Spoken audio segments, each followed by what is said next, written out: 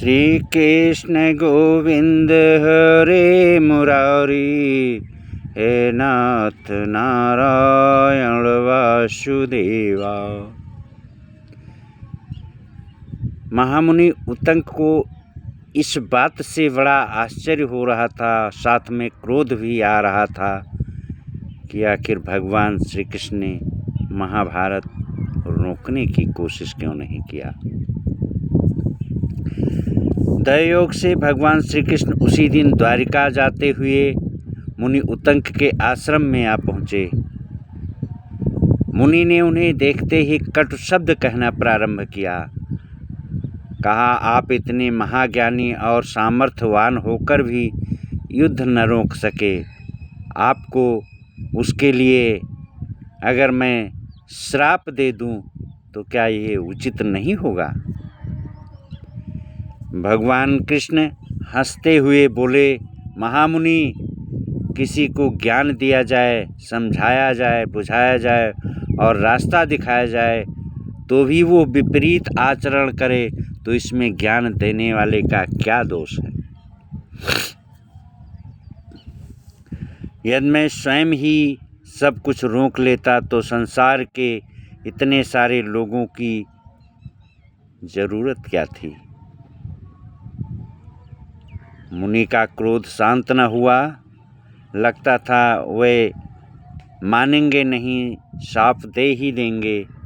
तब भगवान कृष्ण ने अपना विराट रूप दिखाकर कहा, महामुन, मैंने आज तक किसी का अहित नहीं किया। निष्पाप व्यक्ति चट्टान की तरह सुदृढ़ होता है। आप श्राप देकर देख लें, मेरा कुछ नहीं बिगड़ेगा। हाँ, आपको किसी वरदान की ज़रूरत हो तो हमसे अवश्य मांग लें। उतंक ने कहा, तो फिर आप ऐसा करें कि इस मरुस्थल में भी जल वृष्टि हो और यहाँ भी सर्वत्र हरा भरा हो जाए। कृष्ण ने तथास्तु कह करके और वहाँ से आगे बढ़ गए। महामुन उतंक एक दिन प्रातःकालीन भ्रमण में कुछ दूर तक निकल गए।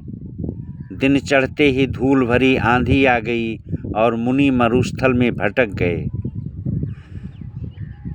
जब मरुदंडों का क्रोध शांत हुआ तब उतंक ने अपने आप को निर्जन मरुस्थल में पड़ा पाया। धूप तप रही थी। प्यास के मारे उतंक के प्राण निकलने लगे। तभी महामुन उतंक ने देखा, चमड़े के पात्र में जल लिए एक चांडाल सामने खड़ा है और पानी पीने के लिए कह रहा है। उतंक उत्तेजित हो उठे और बिगड़कर बोले, शूद्र, मेरे सामने से हट जा, नहीं तो अभी श्राप देकर भस्म कर दूंगा। चांडाल होकर तू मुझे पानी पिलाने आया है। उनके साथ साथ कृष्ण पर भी क्रोध आ गया। मुझे उस दिन मूर्ख बनाकर चले गए, पर आज उतंक के क्रोध से बचना कठिन है।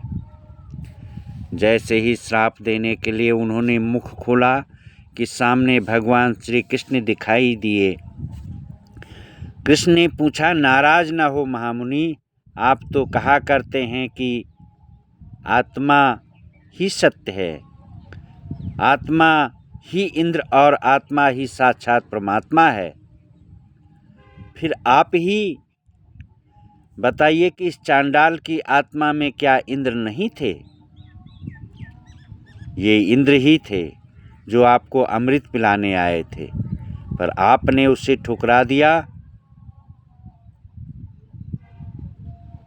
इसमें मेरा क्या दोष है, बताइए। अब मैं आपकी कैसे सहायता कर सकता हूँ।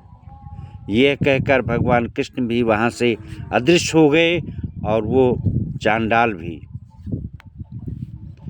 मुनि को बड़ा पश्चाताप हुआ।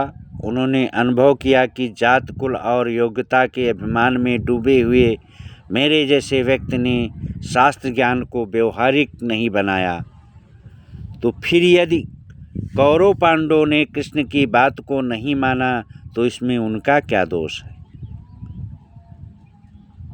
महापुरुष केवल मार्गदर्शन कर सकते हैं।